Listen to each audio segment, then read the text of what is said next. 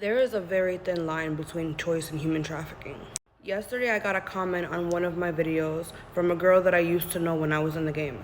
She was basically trying to defend my pimp and saying that I'm calling him a trafficker when he didn't force me. I agreed and I was down.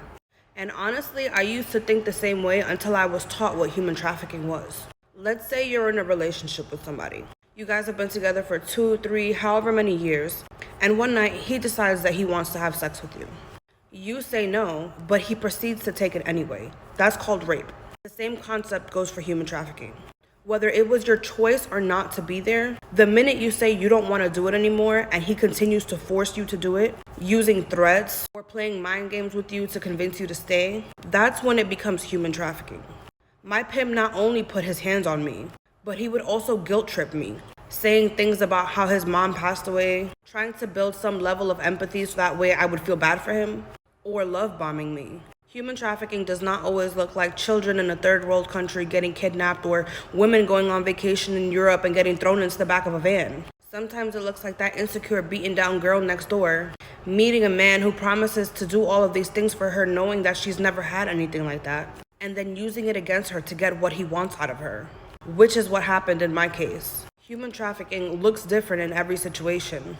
And I know a lot of people don't like to use those terms because we know that human trafficking comes with a hefty charge. But what I refuse to do is victim blame. To blame somebody who was naive and didn't know any better for being taken advantage of by somebody that she trusted. And it's unfortunate to say that a lot of people are being sex trafficked and they don't even know it. But something I will do and I will stand for is holding these men accountable. Yes, they might have been hurt when they were younger. Yes, maybe they were molested. But the same goes for these women who are in the game. A lot of us have issues, either daddy issues, insecurity issues, not realizing our self-worth, wanting so desperately to be loved. So we fall for these men because these men are trained charismatics. While the women are seeking so desperately to be loved, these men are seeking so desperately to find somebody they can take their vengeance out on. And the worst part about all of this is that it doesn't just start once you're already in the game. Like me, for example, I wasn't a sex worker when I met him. I met him on Facebook and I ended up falling for him. But for the first 6 months of me getting to know him before we got into the game, he was already grooming me and I didn't even know it.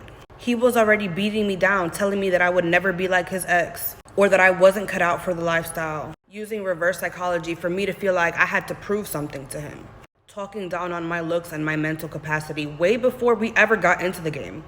So by the time he could get back on the road again and he was off probation, he already had a stronghold over my mind and knew what to do. So before you fix your mouth to talk down on somebody else's situation, I suggest you learn something.